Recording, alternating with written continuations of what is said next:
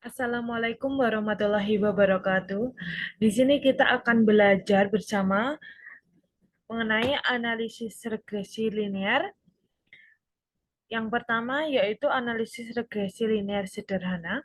Di sini saya sudah memiliki data yaitu biaya promosi dan volume penjualan. Di mana data ini sudah saya buat. Kemudian datanya akan saya copy ke SPSS. Di sini seperti biasa kita ke variable view. Ini saya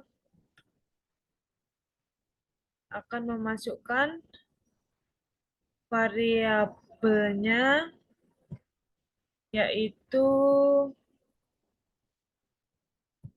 biaya, biaya dan penjualan.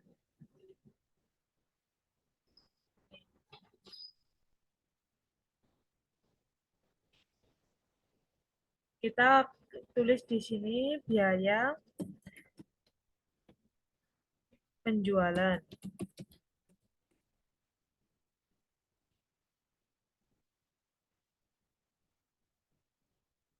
Terus kita akan menulis labelnya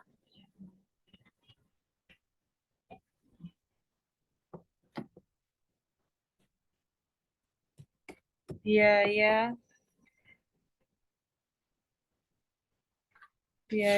dan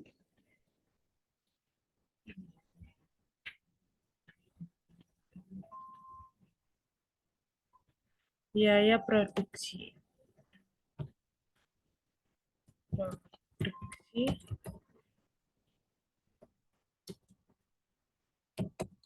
Dan volume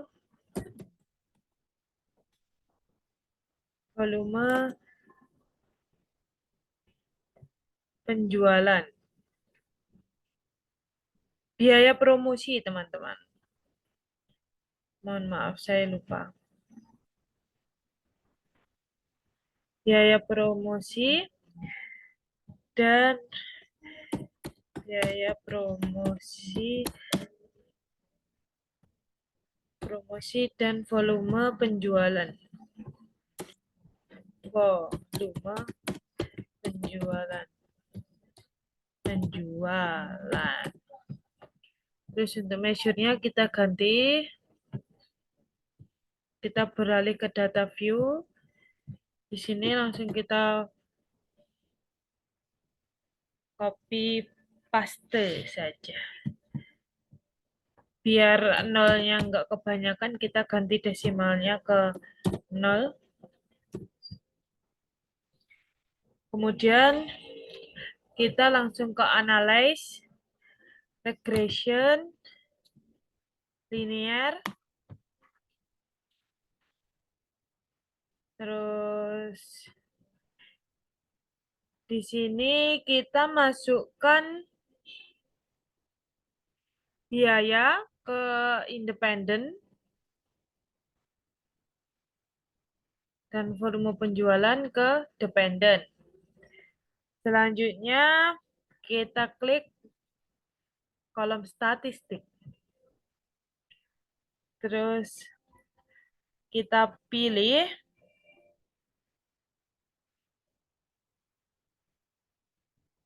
di sini kita beri centang pada Darwin Watson. Kemudian klik continue. Kemudian kita beralih ke plot. Terus untuk variabel Y kita isi yang varsit dan zersit. Ini teman-teman.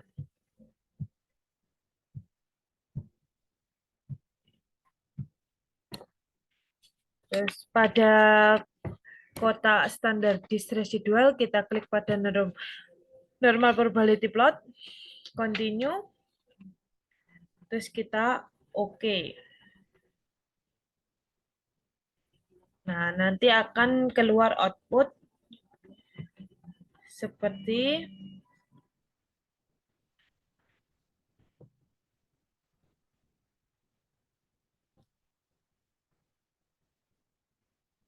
ini.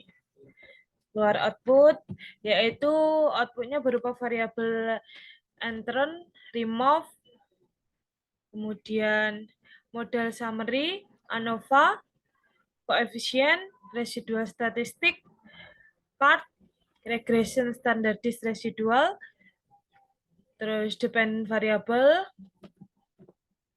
terus yang terakhir nanti kita akan interpretasikan.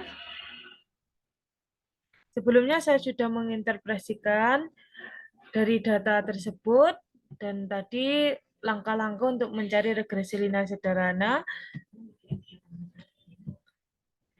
Berikut dari hasil analisis regresi linear sederhana dengan data biaya promosi dan volume penjualan.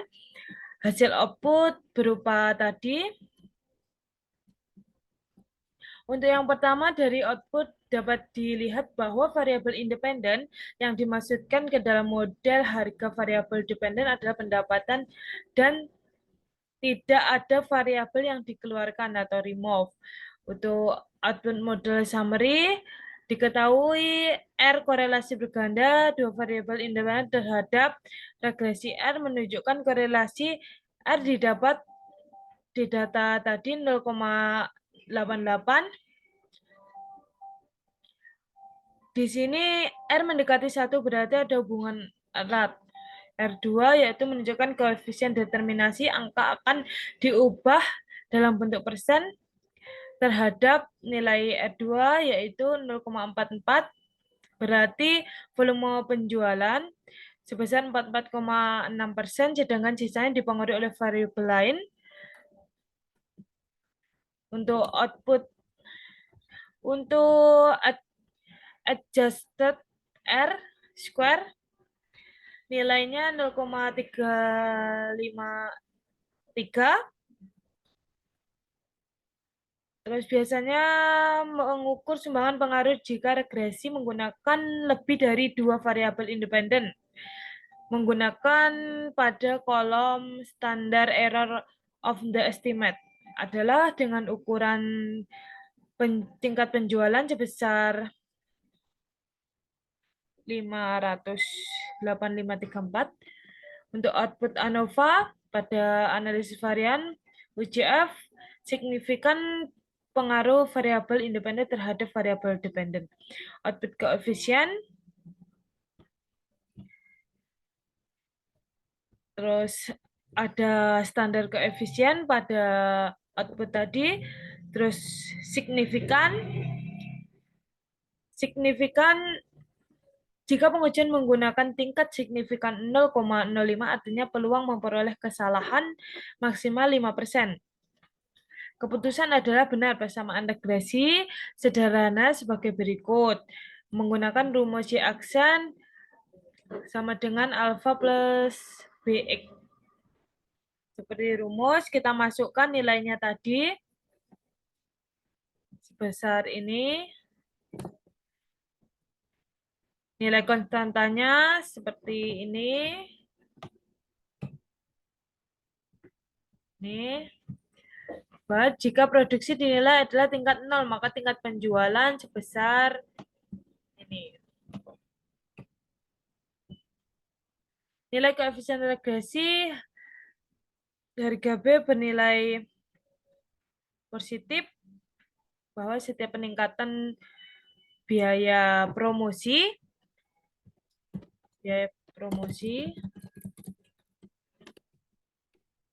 sebesar 1. Tingkat penjualan juga meningkat sebesar 0,760. Selanjutnya kita menggunakan uji T. Di sini akan merumuskan hipotesis HO tidak berpengaruh terhadap volume penjualan atau HA berpengaruh terhadap penjualan. Terus yang kedua menentukan T hitung dan signifikansi. Dari output T hitung sebesar 2,196 dan signifikansi 0,070. 3 menentukan T tabel seperti di layar ini, bahwa N-nya 8, kurangi 2, 6. Terus untuk T-tabel pada tabel sebesar 2,47. Kriteria pengujian sebagai berikut. Dapat disimpulkan dari pengujian ini, nilai T hitung kurang dari T tabel dan signifikansinya sebesar itu, maka HO diterima. Jadi dapat disimpulkan bahwa biaya promosi tidak berpengaruh terhadap volume penjualan. Terus selanjutnya aku menggunakan uji asumsi klasik regresi, yaitu uji normalitas, di mana dari grafik penyebaran titik-titik berada di sekitaran garis horizontal, garis diagonal, berarti residualnya terdistribusi normal.